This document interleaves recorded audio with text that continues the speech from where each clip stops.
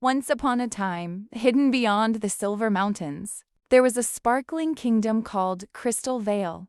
Everything there shimmered: the towers, the bridges, even the flowers. The sunlight danced across every surface like rainbows on glass. But the most precious treasure of the land was not the palace or the gems.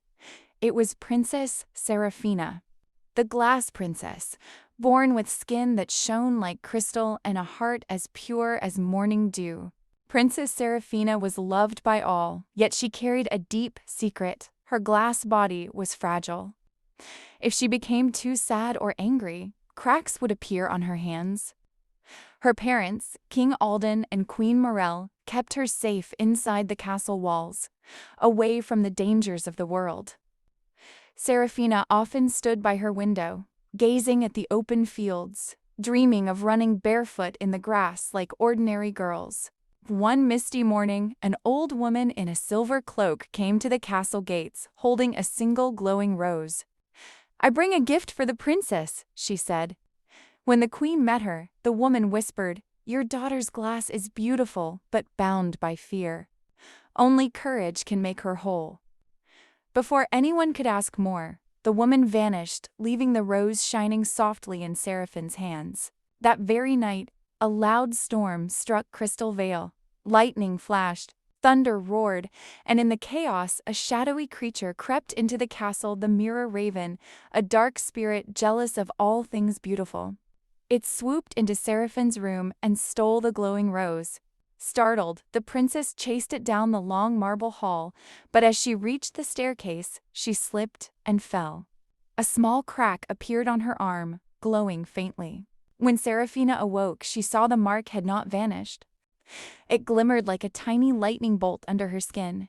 She realized she could no longer hide. Her heart told her that the only way to save the rose, and herself, was to face the world.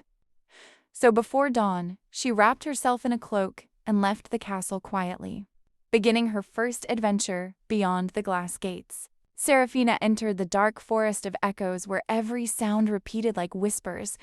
Strange glowing eyes peered from the trees, and mist swirled around her feet. Her reflection appeared in the fog, frightened, trembling. "You can't do this," the echo whispered. Seraphina closed her eyes and said softly, "I can dot with that." The echo faded, and a path of light appeared leading deeper into the woods. As she walked, a small golden fox limped out from behind a tree. "Oh, dear princess," it said, "the Mirror Raven broke my leg when I tried to stop him. He's headed to the frozen lake." Seraphina gently healed the fox's leg with her glowing hand. "Come with me," she said kindly. The fox bowed. "I shall guide you, your grace. But beware at the frozen lake, nothing reflects the truth." When they reached the lake, it was like a vast silver mirror stretching into the horizon. In the center stood the Mirror Raven, holding the glowing rose in its claws. "Give it back," Seraphina cried. The raven laughed. "You are made of glass, fragile and afraid. Break once, and you'll vanish forever." Seraphina took a deep breath. "I may be glass," she said, "but even glass can shine brighter than darkness." The raven spread its dark wings, and dozens of reflections rose from the lake, angry versions of Seraphina, shouting her fears and doubts.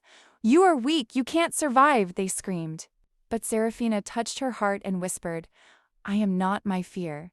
Her courage burst into radiant light, and her reflections shattered like stars. The Mirror Raven screeched, its feathers turning to shards of glass before disappearing into the lake. When the battle ended, the glowing rose floated back to Seraphina. As she held it close, it melted into her heart, and her glass body began to change, turning warm and alive like sunlight through crystal. She was still shining, but no longer fragile. The fox smiled. "You've done it, princess. You're no longer trapped by your fear." When beautiful glass princess returned home, the kingdom celebrated her bravery. The people cheered as she rode through the streets, her once delicate hands glowing with life.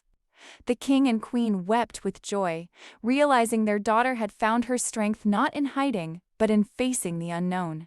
From that day on, Crystal Vale was no longer just a kingdom of shining towers, it became a land of brave hearts. Every year, children would leave glass lanterns by their windows in honor of the Glass Princess, the girl who taught the world that courage is not the absence of fear, but the light that shines through it.